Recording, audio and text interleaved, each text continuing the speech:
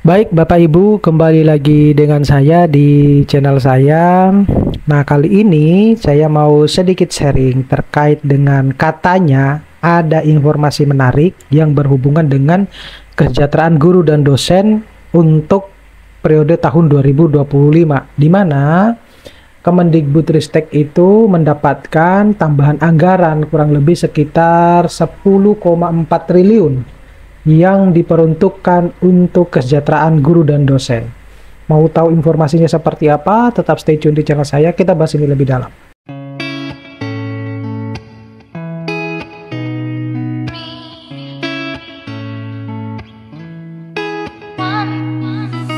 Assalamualaikum warahmatullahi wabarakatuh. Kembali lagi dengan saya Bapak Ibu di channel saya. Terima kasih buat Bapak Ibu yang terus mendukung channel ini dengan cara menonton video-video saya secara full. Bagi teman-teman yang baru mampir di channel ini, jangan lupa untuk terus memantau channel ini dengan cara mengklik tombol subscribe, like, share, dan komen. Dan biasakan juga untuk menonton video-video saya secara full. Dan jika Bapak Ibu berkenan, Bapak Ibu juga bisa mendukung channel ini melalui super thanks-nya.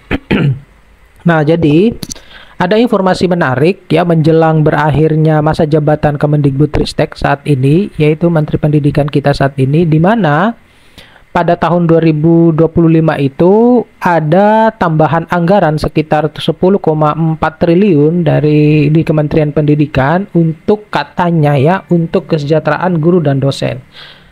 Nah, apakah ini hanya sekedar isu belaka menjelang berakhirnya masa jabatan atau memang benar-benar akan terrealisasikan di tahun 2025? Kita tunggu saja. Yang jelas kita harus tetap berpikir positif ya terhadap berita hal tersebut. Mudah-mudahan benar adanya, tetapi kita simak dulu ya, atau kita harus mengetahui dulu apa saja sebenarnya yang dianggarkan sebesar 10,4 triliun itu untuk alokasi apa saja. Apakah benar-benar murni khusus untuk kesejahteraan guru dan dosen, atau ada hal yang lain yang harus ditambahkan gitu ya, atau alokasi-alokasi yang lain. Jadi Kementerian Pendidikan, Kebudayaan, Riset, dan Teknologi itu baru saja ya mendapatkan tambahan anggaran untuk tahun 2025 yaitu sebesar 10,4 triliun, di mana Menteri Pendidikan Nadiem Anwar Makarim itu mengatakan bahwa tambahan anggaran tersebut itu akan difokuskan pada peningkatan kesejahteraan guru dan dosen. Nah, tambahan anggaran ini sudah dialokasikan untuk mendukung pembiayaan program wajib dan prioritas Kemendikbudristek. Nah, salah satu komponen terbesarnya adalah program-program yang berfokus pada peningkatan kesejahteraan guru dan dosen, baik tunjangan maupun sertifikasi, kata Nadiem Makarim atau Menteri Pendidikan kita. Nah, kemudian Menteri Pendidikan kita itu juga menambahkan anggaran itu juga akan digunakan untuk revitalisasi sarana dan prasarana serta bantuan operasional perguruan tinggi negeri. Ya, itu ya Bapak Ibu, untuk perguruan tinggi negeri, bukan untuk perguruan tinggi swasta ya. Dua hal ini penting untuk meningkatkan kualitas universitas kita. Jadi jangan kaget Bapak Ibu kalau yang negeri akan semakin maju, yang swasta akan semakin merosot ya. Karena masih ada dualisme di dalam peningkatan mutu pendidikan kita. Nah, selain itu dengan BPOPTN yang memadai, tekanan untuk peningkatan UKT atau uang kuliah tunggal itu juga akan berkurang. Harapannya semacam itu. Kemudian Sekretaris Jenderal Pendidikan Kementerian Pendidikan merinci bahwa peruntukan dari tambahan anggaran 10,4 triliun tersebut itu yaitu misalnya ada program sekolah unggulan yang menargetkan 4 sekolah sebesar 2 triliun serta tunjangan profesi guru ya non-PNS dan berkelanjutan pendidikan profesi guru PPG sebesar 3,79 triliun. Nah, alokasi anggaran ini dibagi lagi di dalam 3 program yaitu TPG non-PNS yang menyasar 185.185.096 orang dengan anggaran 3 triliun. Selanjutnya ada PPG non-going dan PPG baru yang menyasar 503.171.000 orang sebesar 738 miliar, serta program non-gelar bagi guru dan tenaga kependidikan yang menyasar 400 orang sebesar 11 miliar. Kemudian selanjutnya pendanaan untuk program tunjangan profesi dosen atau TPD, bantuan operasional perguruan tinggi negeri BOPTN dan sarana prasarana PTN memiliki total alokasi sebesar 3,36 triliun.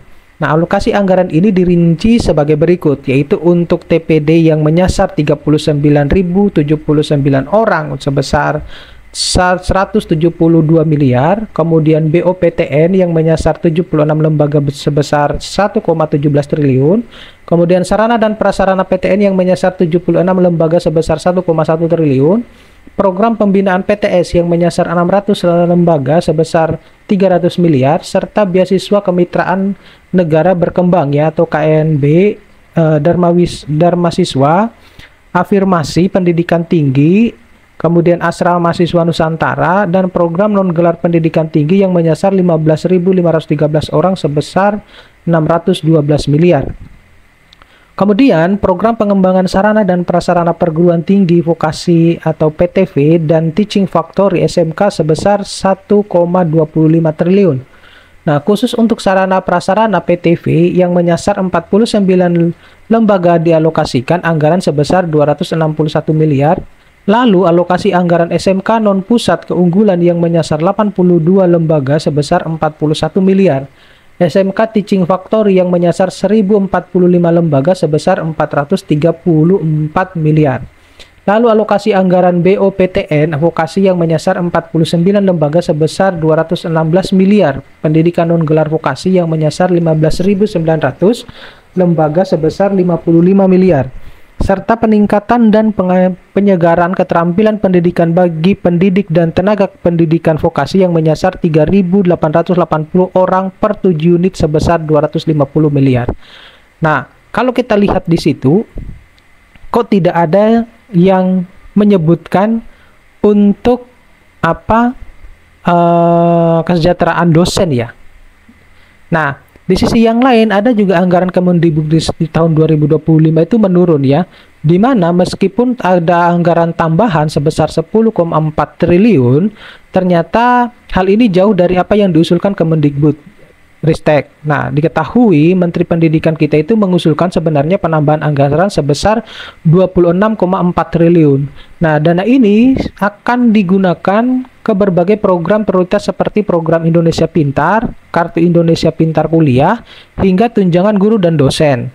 Nah, usulan anggaran ini dilakukan karena ada penurunan anggaran Kemendikbudristek pada rancangan anggaran pendapatan dan belanja negara pada tahun 2025, di mana diketahui bahwa dalam RAPBN 2025 anggaran pendidikan ditentukan sebesar 722,6 triliun. Nah, angka ini disebut memang lebih besar dibandingkan APBN 2024 Kemendikbud sebesar 665 triliun. Namun, hal itu halnya rancangan lantaran nyatanya anggaran yang akan diterima Kemendikbud itu hanya sebesar 83,19 triliun. Jadi bahkan nggak sampai 100 triliun gitu loh. Nah, sisanya itu dikemanakan? Nah, makanya kalau semesti ini itu pendidikan kita tidak akan pernah maju-maju.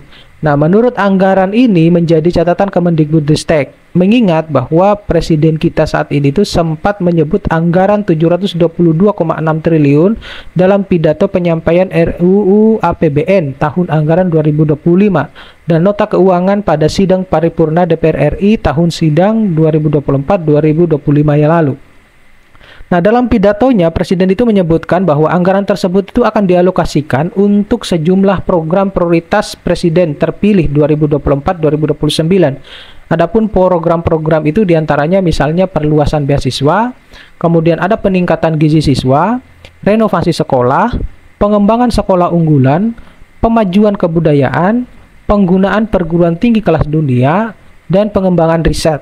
Nah, terkait hal ini, Wakil Ketua Komisi 10 DPR RI dalam fraksi Golkar berpesan agar Kemendikbudristek itu terus memastikan usulan-usulan bagi program prioritas yang mendesak, termasuk masalah anggaran tambahan. Nah, eh, Komisi 10 DPR juga berpesan agar Kemendikbudristek memastikan usulan-usulan bagi program prioritas yang mendesak maupun belum tertuang di Pagu saat ini, termasuk anggaran tambahan dipastikan untuk diusulkan pada Pagu perubahan di masa berikutnya. Nah, selain itu, anggota Komisi 10 DPR RI itu mengapresiasi Kemendikbudristek yang telah mengelaborasi alokasi penambahan anggaran secara detail. Untuk itulah ada dana tambahan sebesar 10,4 triliun. Nah, ini sudah memproyeksikan terkait kesejahteraan guru dan dosen, sarana dan prasarana perguruan tinggi, program-program vokasi, dan pengembangan sumber daya manusia.